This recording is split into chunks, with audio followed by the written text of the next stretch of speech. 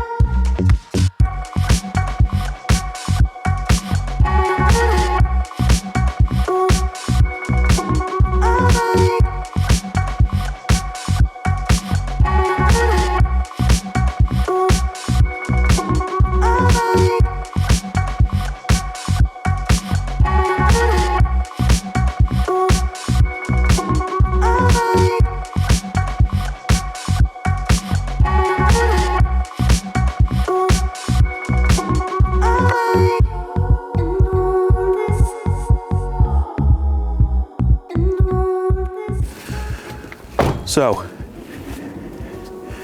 if you've ever wondered, is it possible to get 504 500ml Staffordshire Brewery beer bottles in the back of a BMW X4? Yes, it is. However, not with the 3 40-litre casks that you forgot were in there. So they'll go down the side of the house and we'll transfer them across later. Right, see if anyone wants a pallet for firewood. Do you remember the spare mash tun? Well, it was bought by Tom Dean from Clandestine Brewing in Sweden and it has arrived. Thank you, Tom. Good morning, Saturday. Here we are. I didn't get those bottles delivered last night. Unfortunately, ran out of day and then it was too late to be coming down and moving stuff around in the dark. So we're here anyway. Well, I'm here. Elliot's still in bed, but he'll be along shortly. Big day. We're probably going to run out of time in truth, but we've got tomorrow as well. You saw the big list. I'm going to work my way through that, probably from the bottom up. We're going to start with getting these casks filled. I'll give you a little look around in a second, but we're going to start with getting these casks filled. Once I've checked the carbonation in these, I can disconnect them from the rig and move them out of the way. Gives us a little bit more space. So we're going to fill 10 Murgy, we're going to fill 8 Moston, and then we're going to use a single empty clean cask to bring 41 litres of beer 6 times over to where you are now, on top of the bench, where we'll get the bottles filled. And I'll try and get some clips through the day to show you how we're doing. One thing I will show you, I bought some new gear, new camera, etc. So I'll just show you the little setup that we've got now, which isn't super flash, but it does do what we need. So as you looking at me, we bought a Sony ZV-1 or ZV-1 more correctly, which is 4K if I need it. Although I'm not sure that we're going to be doing a great deal of 4K recording, but it does have that possibility if we need it. And on top you'll see this little DJI receiver which connects to these 2 microphones, one which is attached to my chest and one's in the little box down there. It also comes with, they're not sponsoring me by the way, and I did pay for this, but it also comes in this little box which is actually a charging case Once everything's plugged in, the receiver, the 2 microphones, the thing's actually got a battery built in, and it gives you 2 full charges on these. They last about, I think, about 5 hours recording time each, approx. That's plenty of time for us, even with all the multiple edits that I usually have to do. So that's the kit. I'm not sure you'll notice a massive improvement because the iPhone's pretty good, but it does allow me to use the phone at the same time. And it wasn't super expensive. So first up, I have a big stack of dirty casks at the other end of the unit. Sorry you can't see my head, by the way. I just wanted to point the camera at the sink. Got a big stack of dirty casks. I'm going to need 18 plus 1 more, so 19. I'm going to do 20 just so I've got a spare. But basically the first thing is to decrud them. They come back from the pub. Let's take this jacket off as well. They come back from the pubs often having stood outside in soil and beer gardens, etc. So we've got to get them, all the sort of solids and crud out, and soil and spiders and bits and pieces. It sounds horrible, but they're sparkling clean after we've gone through this process. And more than sparkling clean, they're sanitized too. So these are the casks. I've talked about these enough. You know exactly what they look like. But we've basically got a convenient hole in the bottom, in the side there where the shive goes, that we can use to drain out all of the crud. So the first thing we do is give them a good jet with a hose, just to get any of the remaining sediment and bits and bobs out. And then we give the outsides a scrub, just to make them nice and sparkly. I like my casks to stand out in the pub cellar. I like them to look clean. I'm always unhappy when they get a bit of a ding or a dent in them, but maybe I'm just too picky. So that's what we'll do. We'll blast them with this, give them a wash down on the outside, and then we'll show you the next part of the process.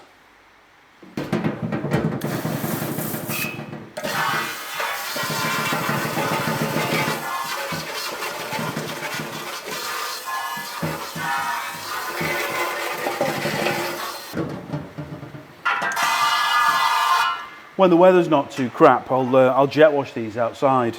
But today it's absolutely tipping it down and it's freezing, so we can do it in here.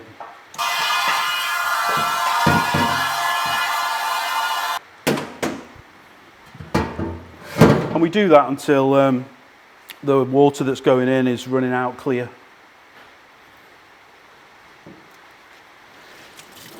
Second, not in contact with the beer, I use a sort of kitchen cleaner. We can use pretty much anything as long as it's safe for stainless steel, to give the outsides a good wash down. These have already been hosed to get any dust and dirt off them.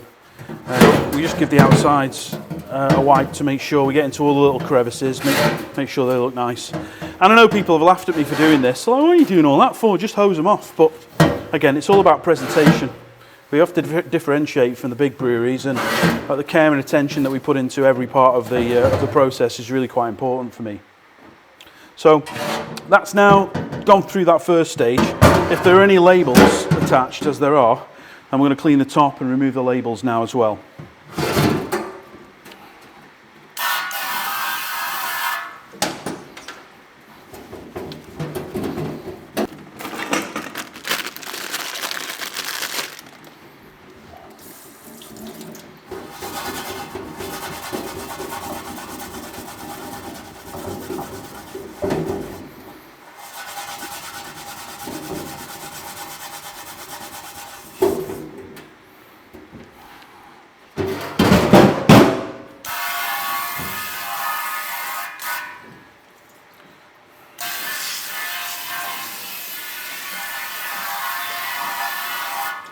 There's always a bit of adhesive left from the labels, and you can get solvents to get it off, and I tend to not do that every single brew. We cover the adhesive mark, and it is just a mark.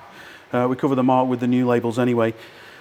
But probably every 3 or 4 fills, I'll get some IPA, not IPA beer, isopropyl alcohol, rubbing alcohol, and just get the remainder of the adhesive off with that. I might use IPA actually, that might work.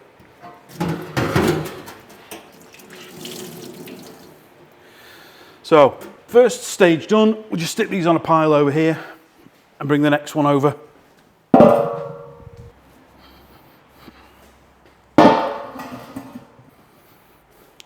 So next one on, going to just get the cork out, which some of the pubs kindly insert when we get them back. Remove the keystone. Sticky one. And then I put them on a slight angle in case there's still a bit of beer left in. I'm going to remove the peg.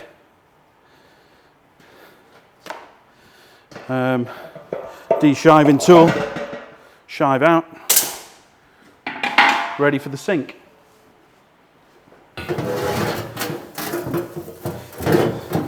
So over the last couple of weeks, I've had about probably 3 or 4 emails or comments on the channel about the music that we've been using, and it's something I'd not really thought about. I pick music from the YouTube library typically.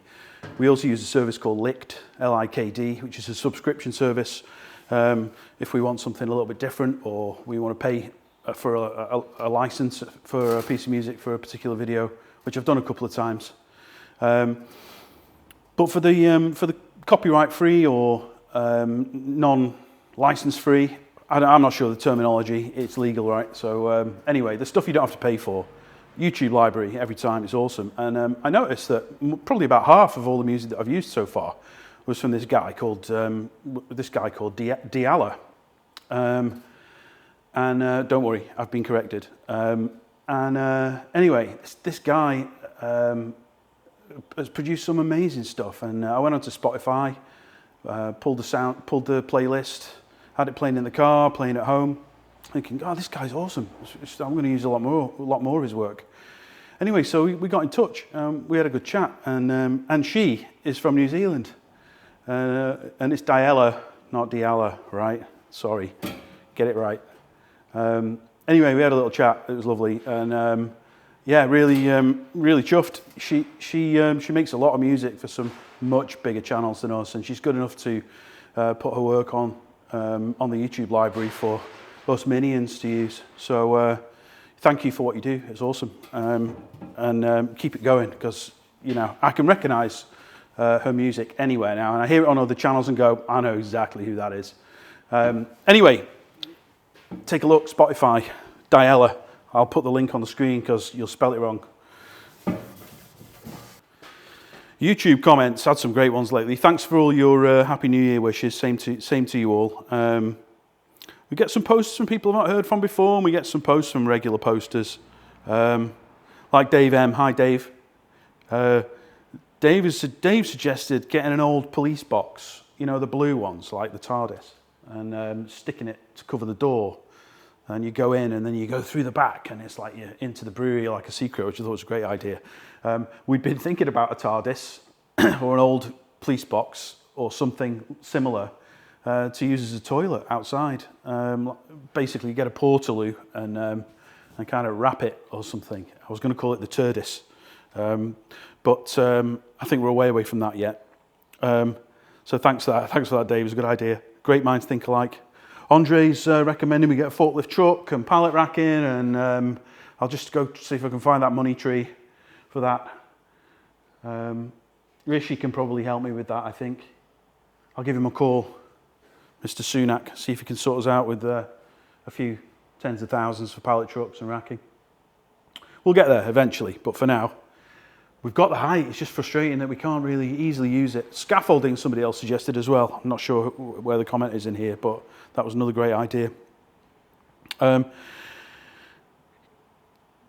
Getting a few posts from, he's clearly going through the back catalogue, and I really appreciate it. I can see when you're doing that, guys, because I get like, oh, somebody watched like video 4. Why did that happen? And then you'll see video 5, 1 view, video 6, 1 view. So he's been binging, right? And I think he's up to about episode 20 or 30 now. Oh, 29 he's up to now. And he sent a post pretty much on every video that he's watched so far. So thank you, Rob. Rob's title on here is Rob's Perspective of the SKLR, which I had a quick look at, and I think he's a railway enthusiast. And he sends me these messages after each video. like it's still then. so it feels like he's like watching them as live and really getting into it, which I think is awesome.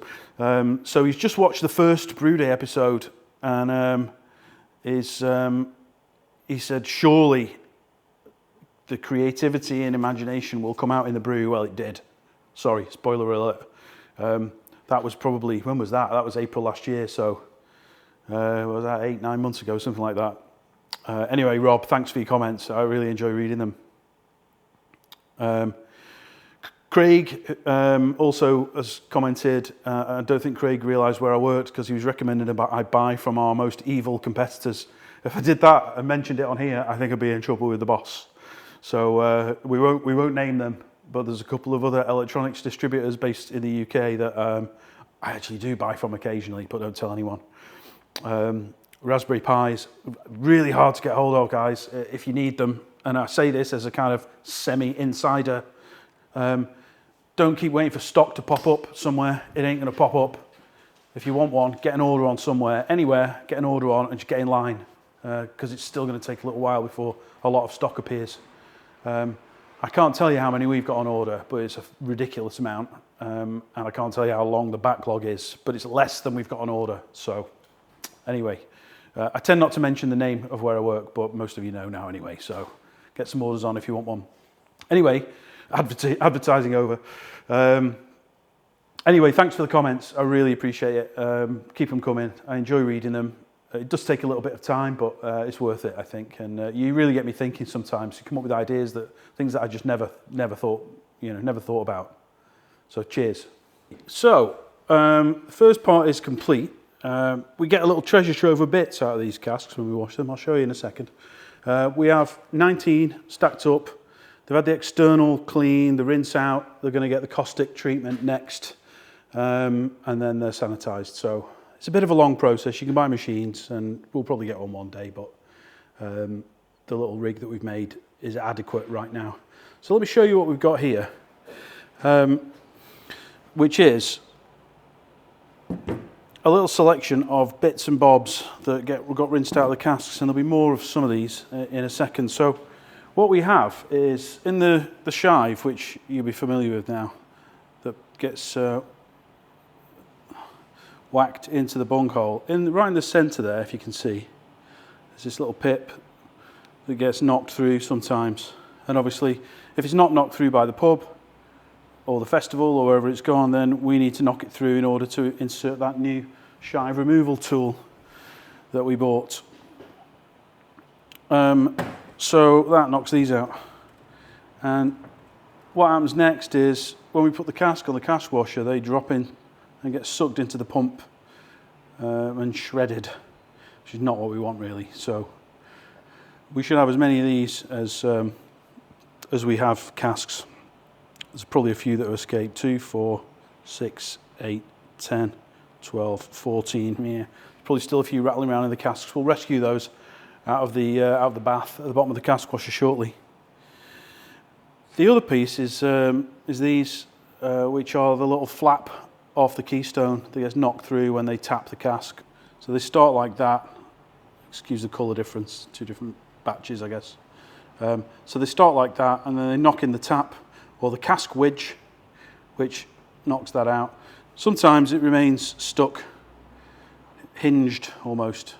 Come on, see if we can work this focus out. There you go. Sometimes it remains hinged and just slightly attached, which is good. But sometimes they get knocked in. So we get a little collection of those. We've got some leaves, which have obviously fallen into the casks somehow, or maybe were potentially stuck to the outside. A bit of cork. Some of the pubs will reseal the keystone hole. It's very nice of them because it means that you don't get the slops pouring out as we're moving around the brewery. And they fill it with they stick basically a wine cork, it looks like, in there. And there's some bits of cork that we've managed to rescue. And then other bits and bobs. There's a bit of gravel and some sticky labels. They probably come off the cast as well. And an identification label from whoever previously owned these casks. Oh, this doesn't focus as well as I thought, you know. Oh, there we go. Brew.com. Oh, that's what we use. Right. I'll practice my focusing skills. Okay, remember these?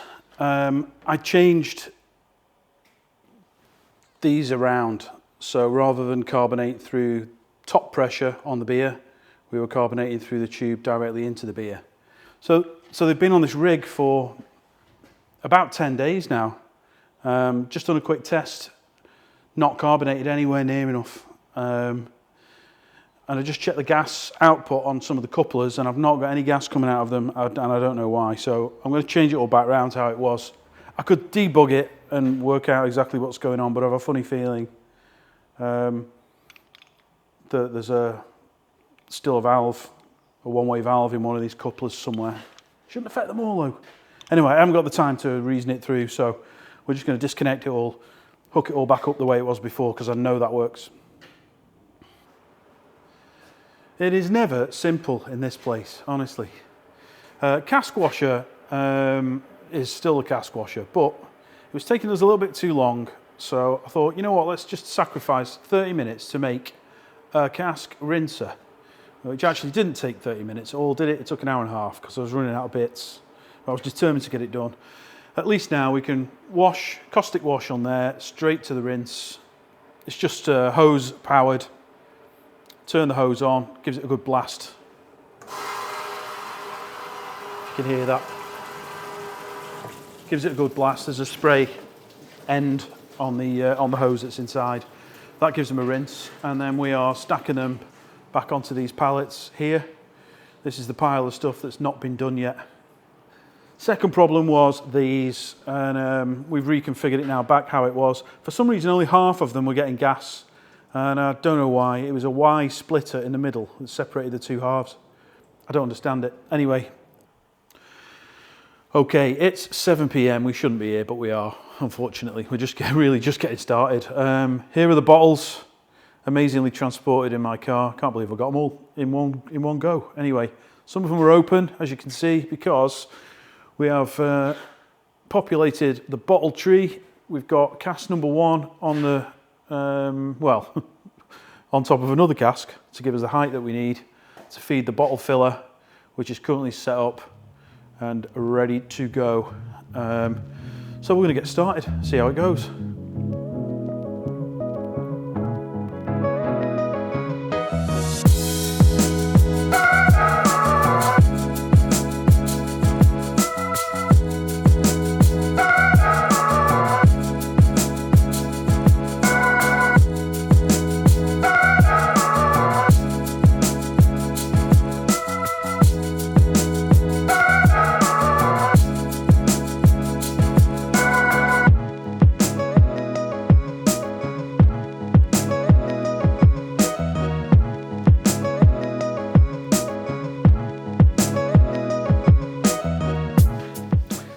It has been chaotic, to say the least. We're right in the middle of it now. So we've got, I don't know how many boxes filled, loads. Anyway, this one sticks. So occasionally you take a bottle off and it squirts you. So I absolutely stink at the moment.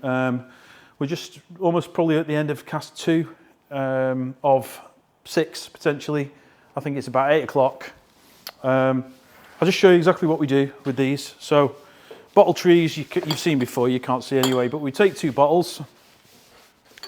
We're only doing 2 at a time because that's the speed that Elliot's capping, and the 2 bottles sit on there, like so, until they're full. And then a siphon effect stops when the bottles are full. We take the bottles off here, and then with a sanitized cap, whoops, another sanitized cap, we place it on the top, put it onto there. Oops, Elliot's been doing this bit, he's much quicker than me. And we push it down. And the bottle is capped and goes in a box. Wherever the boxes are. That's Elliot's bit. It's a bit finicky, this machine, as well. If the level's not exactly so, some of the siphons just stop working and others keep working. So I've no idea what that is. It's probably just needs setting up a little bit better. I've got the 4-head version of that up the top, on top of the cold room, so we might have a go at that, see if it's any better at some point. But we've got a little flow going now.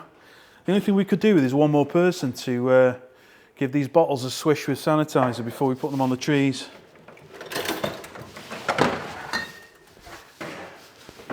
Because I'm running out of bottles again.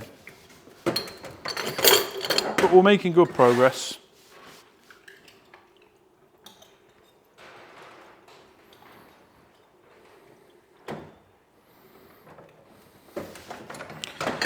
It's going in the bottles super cloudy.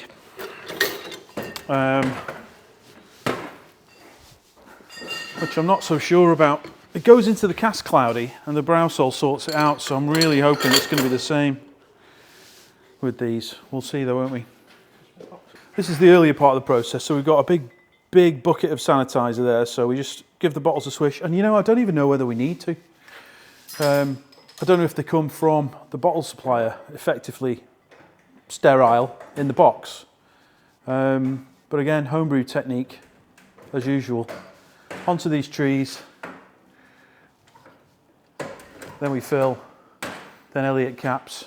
And as you'll see over here, we've got boxed bottles. Right, it's 11 p.m. Enough is enough. We have failed to complete 500 bottles. We have completed 456 bottles, and actually what's left isn't worth putting into bottles, so that's it, 4, 5, 6. And it looks like this.